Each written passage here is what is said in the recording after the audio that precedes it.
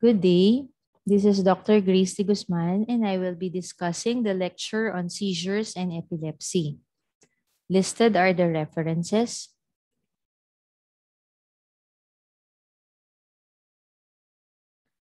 For the overview, according to the World Health Organization, epilepsy is a chronic, non-communicable disease of the brain that affects people of all ages. It is one of the most common neurological diseases worldwide. It is estimated that up to 70% of people living with epilepsy can be seizure-free if properly treated.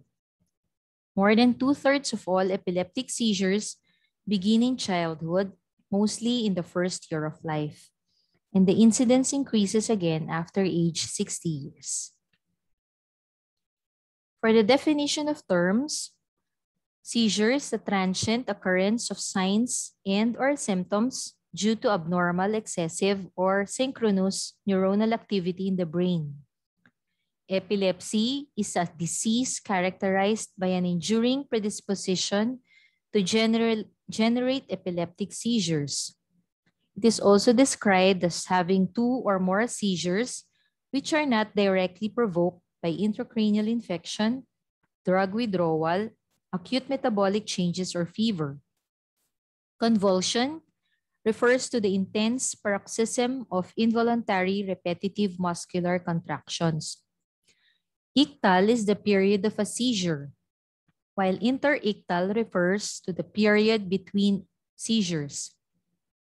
Anti-epileptic drug, or AED, stands for anti-epileptic drug, which are designed to control or prevent seizures associated with epilepsy. It is sometimes interchangeable with anticonvulsant.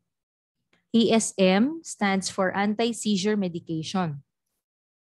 There are seizure medications which are not actually anti-epileptogenic and offer only symptomatic seizure control. Seizures have been grouped into several ways according to their presumed etiology, either idiopathic or primary or symptomatic or secondary, to the site of origin of the lesion, to their clinical form, either generalized or focal, to their frequency in special electroencephalographic or EEG patterns. This table and figure and diagram on the right were both lifted from Adams and Victor's textbook. So this is the 2017 classification of seizure types published by the International League Against Epilepsy. So this is the basic version, classifying seizures as focal, generalized, and also with a known onset.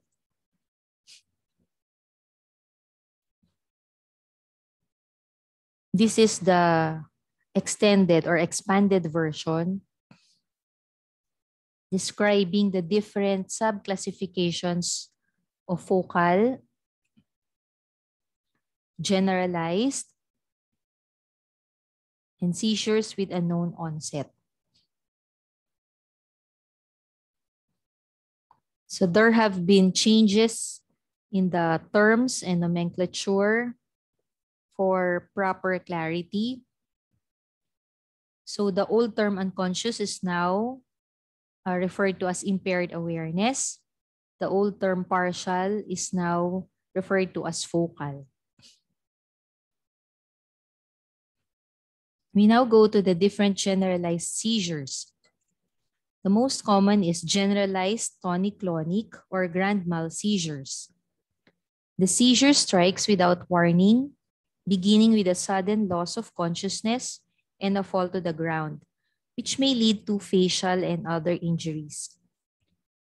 There are 3 phases of GTCs or grand mal: tonic phase, clonic phase, and recovery or post-ictal phase.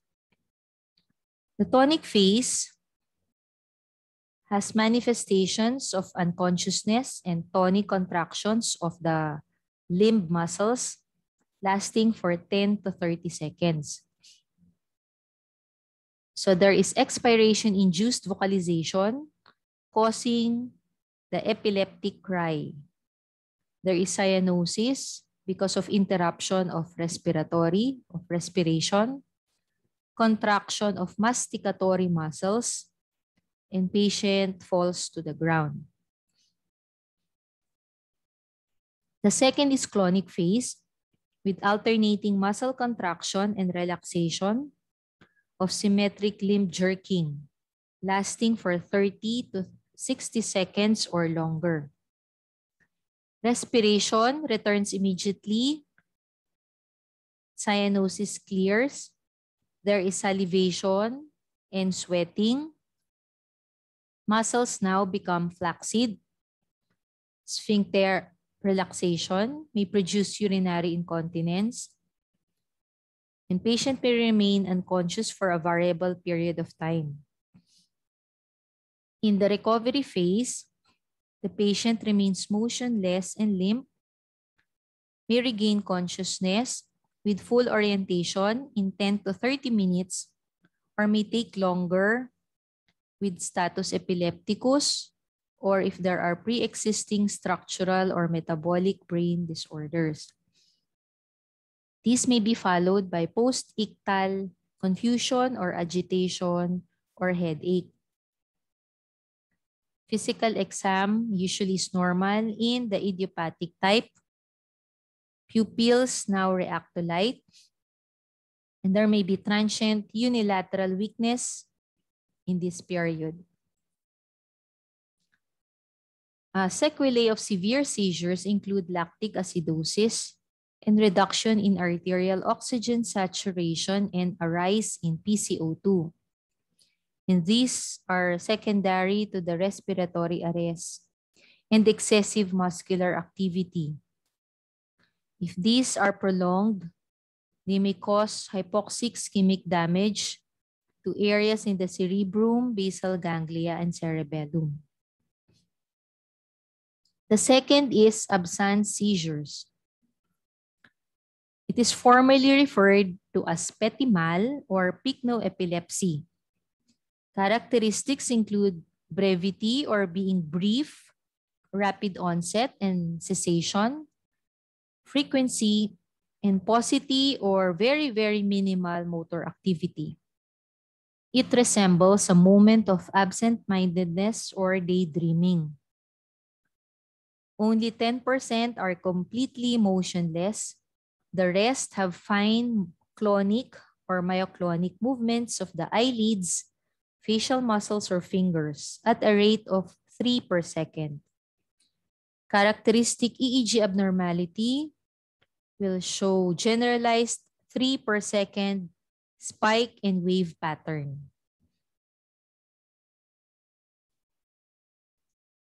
It is also characterized by automatisms, which include lip smacking, chewing, and fumbling movements of the finger.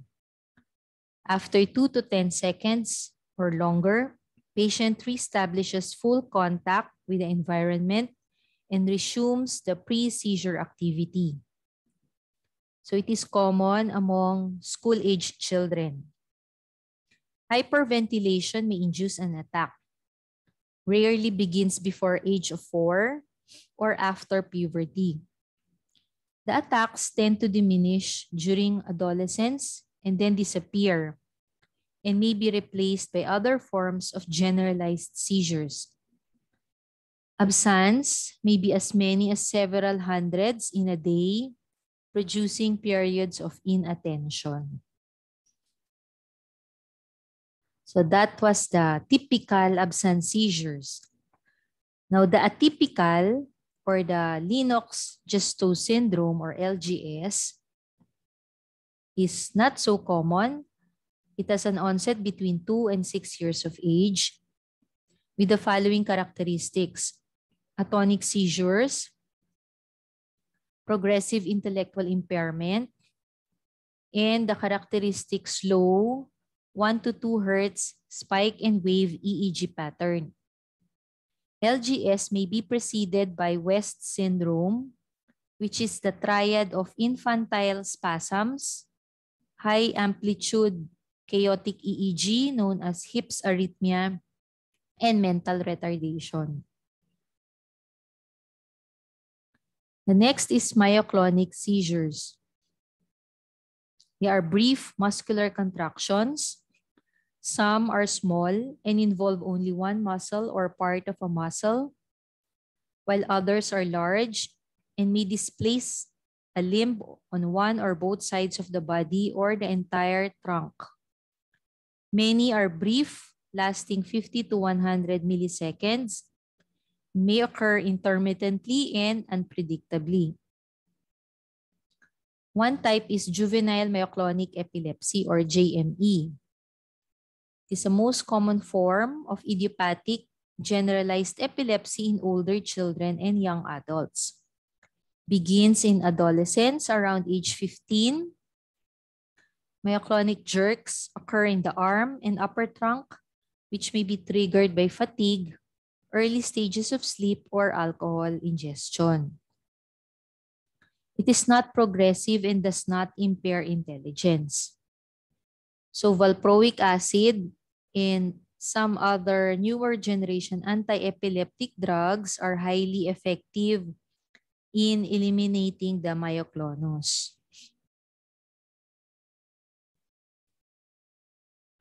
Now we go to the focal seizure types. So the manifestations of the focal seizures reflect the location of the lesion. So this is the table lifted from the Adams and Victor's textbook showing the clinical type of the focal seizures and the location of the lesion. With motor seizures, lesions are presumed to be in the precentral or the pre-Rolandic area of the cerebral cortex, the contralateral cerebral cortex. So we call the focal motor seizures a Jacksonian motor seizure if it is marching, starts with the contralateral hand and then the arm and then the contralateral side of the face. Following the seizure or convulsions, there may be transient paralysis of the affected extremities called TOD paralysis, which may persist for minutes to hours after the seizure. So these are the other examples of focal seizures, the sensory seizures, somatosensory, in the presumed location of the lesion. Somatosensory may present as numbness, tingling, pins and needles. It may also be marching, the Jacksonian sensory seizures, or maybe focal. For visual, the location may be in the occipital lobe, presenting with visual sensations of darkness or sparks or flashes of lights.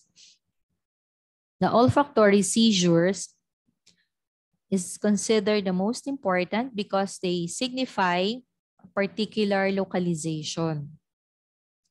It is associated with the disease of the inferior and medial parts of the temporal lobe or the mesial temporal, usually in the region of the parahippocampal or the uncus. That is why it is also called uncinate seizures. Another focal seizure type is temporal lobe seizure, characterized by altered responsiveness, complex partial seizures, and psychomotor seizures. So it signifies a focal onset in the temporal lobe as reflected by an aura.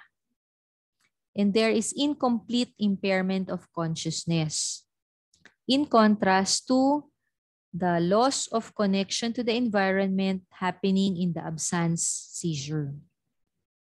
The aura consists of psychic experiences, which may include illusions, hallucinations with visual and auditory, depersonalization, and affective or mood changes. There may be feeling of intense perception of familiarity in an unfamiliar circumstance or place, which we call déjà vu, or sensory illusions or distortions of objects or persons in the environment. So example, shrinkage or receding into the distance, known as micropsia, or the objects may enlarge, known as macropsia, or perseverate as the head is moved, known as palinopsia. There may be dramatic emotions such as fear and anxiety. The motor component of temporal lobe seizure occurs in the later phase of the seizure, manifest as automatisms such as lip smacking, chewing or swallowing, salivation, fumbling of the hands, or shuffling of the feet, and patient may walk around in a daze or act inappropriately. There may be confusion and irritability, but assaultive and violent behaviors are not usual. So another example is the amnesic seizure or transient epileptic amnesia, which is rare, and recurrent attacks may be the only manifestation of a temporal lobe epilepsy. The nature of the electrical discharge lesion in epilepsy. So the electrical discharge arises from a group of excitable neurons in any part of the cerebral cortex, and possibly in secondarily involved subcortical structures.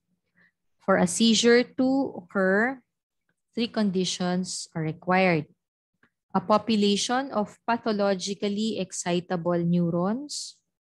Second, an increase in excitatory, mainly glutaminergic activity through recurrent connections in order to spread the electrical discharge.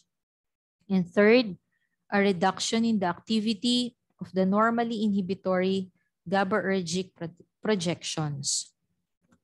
There is 2 to 3-fold increase in the cerebral glucose utilization during a seizure. The Todd's paralysis that follows a seizure might be the result of neuronal depletion of glucose, as well as from the increase in lactic acid. The role of EEG in epilepsy. EEG is the most sensitive and indispensable tool for the diagnosis of epilepsy, but it must be used in conjunction with clinical data. A single EEG obtained during the interictal state is abnormal to some degree in 30 to 50% of patients. And this figure rises to 60 to 70% if patients are subjected to several recordings.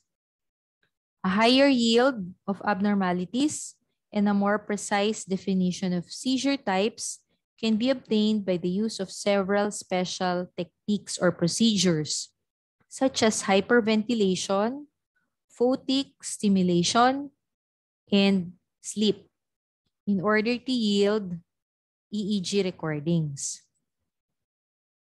The role of EEG, it confirms clinical diagnosis of epilepsy. It aids in the classification of seizure types, also in the definition of epileptic syndromes. It helps in monitoring of response to AED treatment.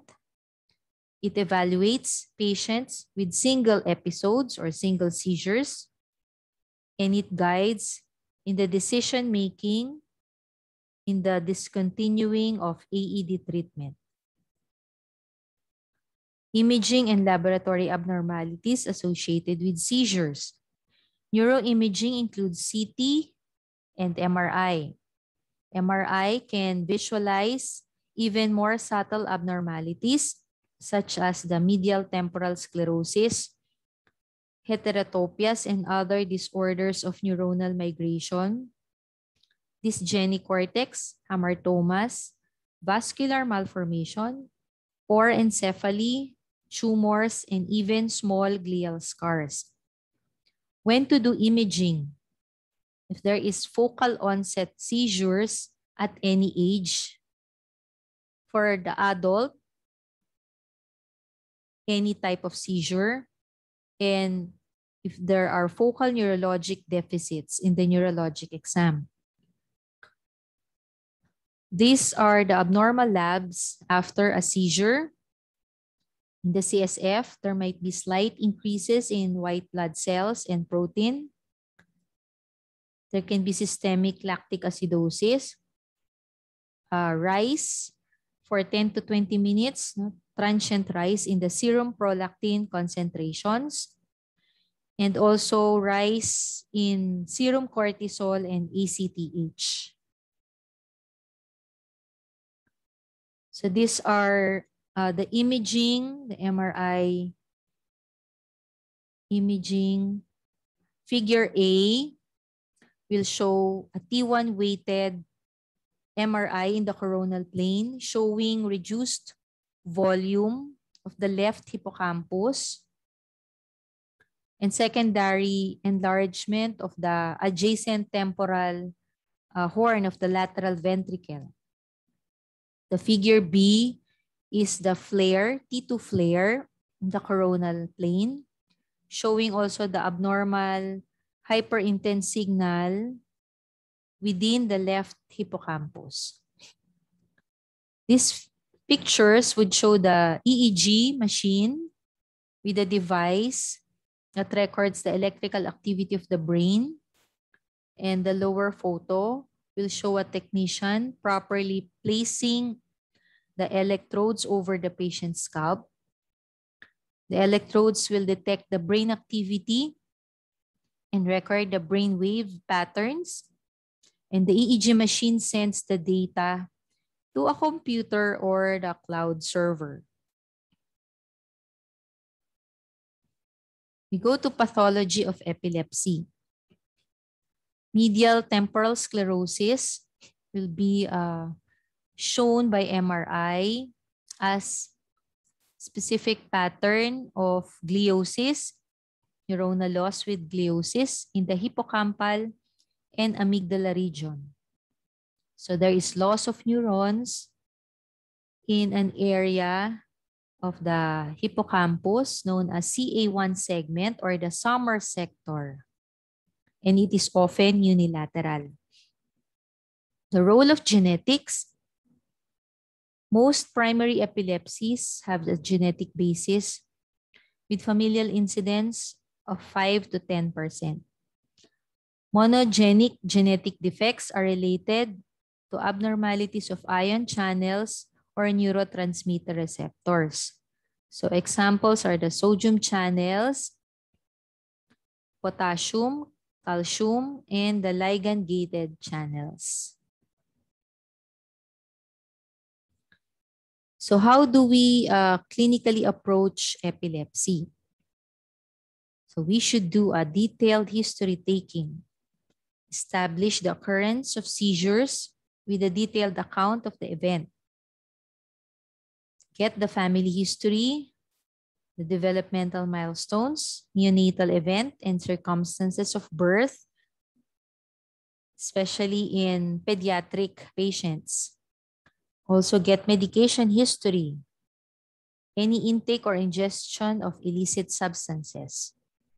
For physical examination, especially for pediatric patients, take note of micro or macrocephaly, the size of the head, as well as any dysmorphic and cutaneous or skin abnormalities. Do a detailed neurologic examination.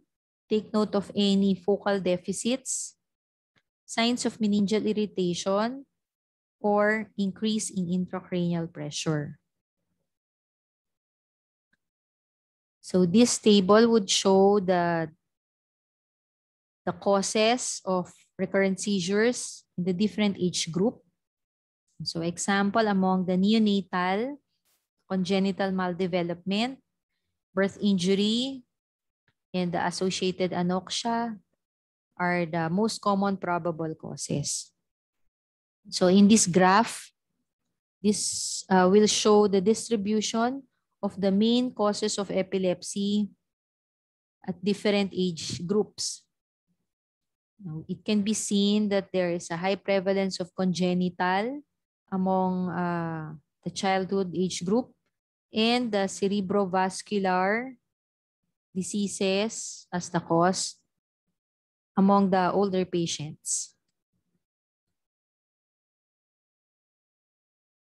Seizures due to underlying medical diseases.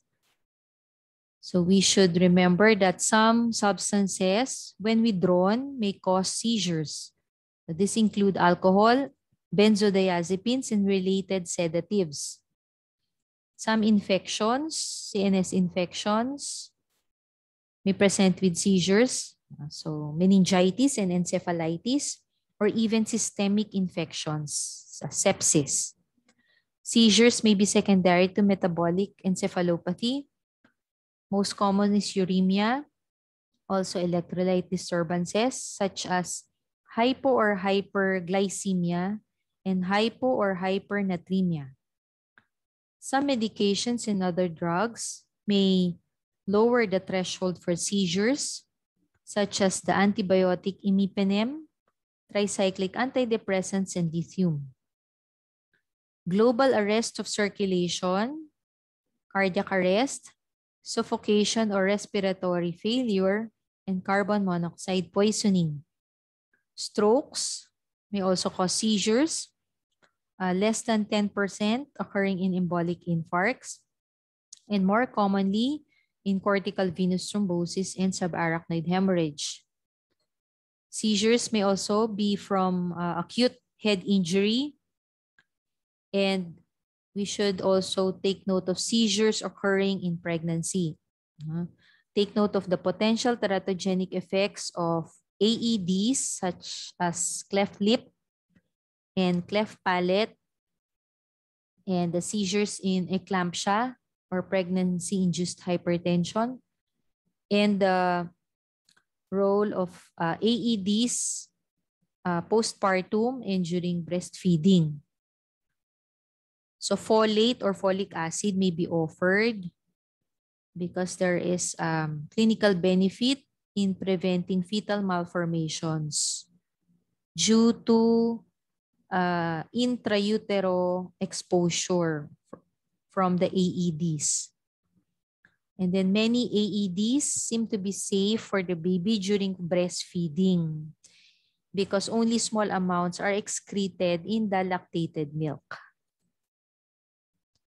What are the conditions most likely to simulate an epileptic seizures? This is common, psychogenic non-epileptic seizures. And others include panic attacks, syncope, unexplained falls, TIA, the REM sleep behavior disorder, subarachnoid hemorrhage, migraine, hypoglycemia, cataplexy, movement disorders such as choreoathetosis, and transient global amnesia. For the initial diagnostic evaluation, CBC and simple blood chemistries can be requested, ECG, EEG, and the preferred imaging of the brain. So if there are no contraindications, MRI is preferred. Others may include cardiac stress test, Holter monitor, tilt table testing, especially if you want to rule out orthostatic hypotension, long-term monitors, and sleep studies. There are 4 parts in the treatment and management of epilepsy. So first is the pharmacologic, the use of AEDs. Next is surgical management. And then third is removal of the precipitating factors. And fourth is the regulation of physical and mental activity. So for the pharmacological treatment, The goal of the treatment is to create a seizure-free state if possible with the fewest adverse effects. The choice and the dose of medication depends on many factors, including sex, age, other medications, comorbidities such as renal or hepatic dysfunctions, and even psychiatric conditions that might be favorably influenced by the preferred AED. Other factors such as tolerance to the medication, patient preference, and nature of work may also be taken into account. Start with a lower dose range and attempt to provide twice daily or once daily administration. Know the common and serious adverse effects as well as the major drug interactions. So this slide is lifted from the reference textbook, and it shows the different FDA-approved anti-epileptic drugs, including the mechanisms of actions, the primary or principal clinical indications, and the major limitations. The detailed discussion of the pharmacokinetics and dynamics of the AEDs are already part of the pharmacology subject. Phenytoin, carbamazepine, levetiracetam, and valproate are known as broad spectrum and equally effective in the treatment of both generalized and focal seizures. So certain drugs are more effective in one type of seizure than in the other types. And it is needed to use the proper drugs, proper anti-epileptics in their optimum dosages for different types of seizures. So initially, start with one drug, titrate it until the maximum dose is achieved or desired therapeutic levels have been attained. If the first drug does not control the seizures, we may add another drug. Or if you're contemplating switching, it should be gradual switching over a period of several weeks. So this is a continuation of the table of FDA-approved anti-epileptic drugs. This table will show the potential adverse effects of the more commonly prescribed anti-epileptics. Phenobarbital may cause hyperactivity among children. The phenytoin and the carbamazepine are known for Stevens-Johnson syndrome or SJS. Phenytoin may also cause dizziness and poor balance and thickening of the gums. Carbamazepine is also known for hyponatremia. Valproate is known to elevate or cause elevation of liver enzymes. Also can cause alopecia and weight gain. Clonazepam may cause drowsiness and increase in bronchial secretions among children. Gabapentin may also cause drowsiness as well as dizziness. Oxcarbazepine, which is related to carbamazepine, may cause hyponatremia. Lamotrigine is known to cause allergic rash. And topiramate may cause mood changes, especially depression and kidney stones. Factors predicting seizure recurrence include any seizure of partial or focal type, epileptiform discharges on EEG, or a preceding brain injury or neurologic syndrome. Factors predicting response to treatment include idiopathic epilepsy or primary epilepsy with no known cause, a normal neurologic examination, and if the seizures has onset in early to middle childhood, except for neonatal seizures.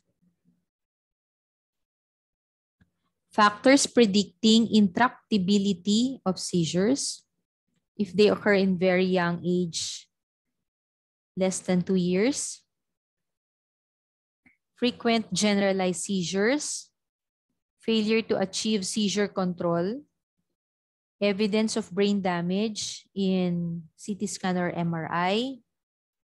There's a specific cause of the seizure, such as stroke or infection, severe EEG abnormality, low IQ, and atonic atypical absence seizure. Now, when to refer to a specialist? If there is a need to confirm the diagnosis, when there is poor seizure control, even with AED, when there are severe or toxic adverse effects of the AED, for patients planning pregnancy, and for patients who are seizure-free and are considering drug withdrawal. In discontinuing anti-epileptic drugs, this may be undertaken by patients who have been free of seizures for a prolonged period. The decision should involve the patient and the family, and always discuss the risk of withdrawal of the anti-epileptics. Get an EEG whenever this is contemplated. Patients with juvenile myoclonic epilepsy or JME, even those with long seizure-free periods, should probably continue their medications for lifetime. And valproate is the drug of choice for JME. In young women planning or likely to become pregnant, changing from valproate to levetiracetam, a newer generation, may be sensible. Medications should not be stopped abruptly. It should be tapered over a period of weeks or months, depending on the kind of drug. Factors related to successful withdrawal of AEDs, single type of seizures, a normal neurologic exam, normal IQ, and normal EEG following the treatment. We go now to status epilepticus, which is recurrent generalized convulsions at a frequency that precludes regaining of consciousness in the interval between seizures. So in between two seizures, a patient did not regain consciousness, or there may be one single seizure that lasts for 30 minutes or even longer. This is considered as the most serious, most fatal problem in epilepsy, with overall mortality of 20 to 30%. The etiologies vary among age groups, and prolonged convulsive status epilepticus carries high risk for serious neurologic sequela. So this table or algorithm is taken from the textbook. Initial assessment includes assessment of airway, oxygenation, blood pressure, and the need for an urgent ventilatory support, insertion of IV line, and administration of glucose and thiamine as well. So for immediate control of the seizures, intravenous benzodiazepine such as lorazepam or diazepam may be given, followed by a longer-acting anti-epileptics such as phenytoin or valproic acid or levetiracetam.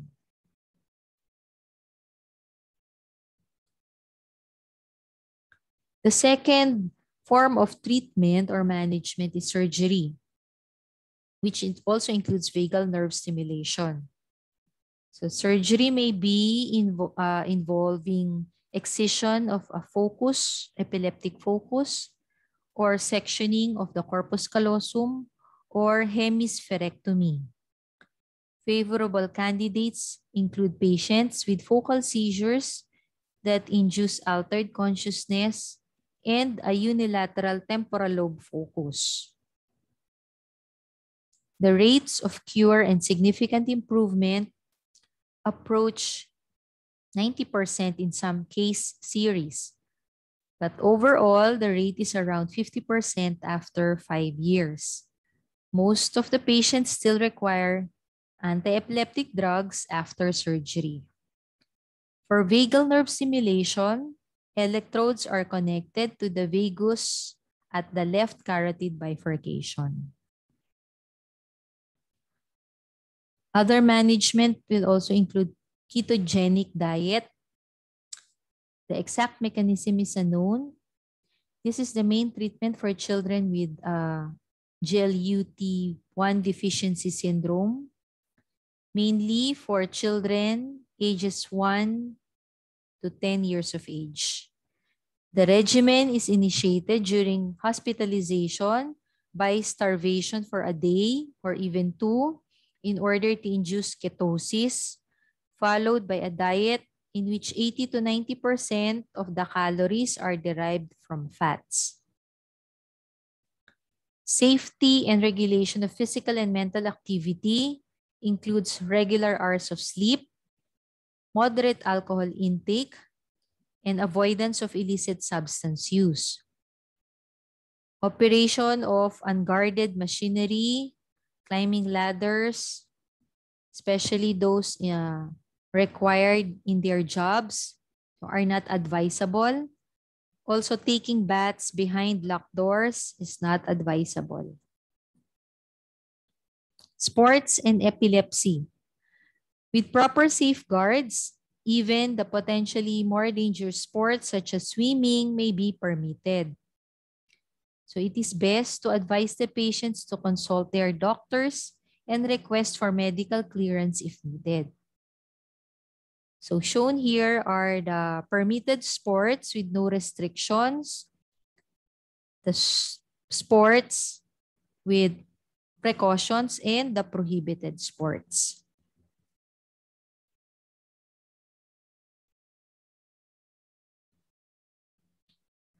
So the diagnosis of epilepsy remains to be clinical. The history and an eyewitness of description of the event are still the best diagnostic tools. So thank you for your kind attention.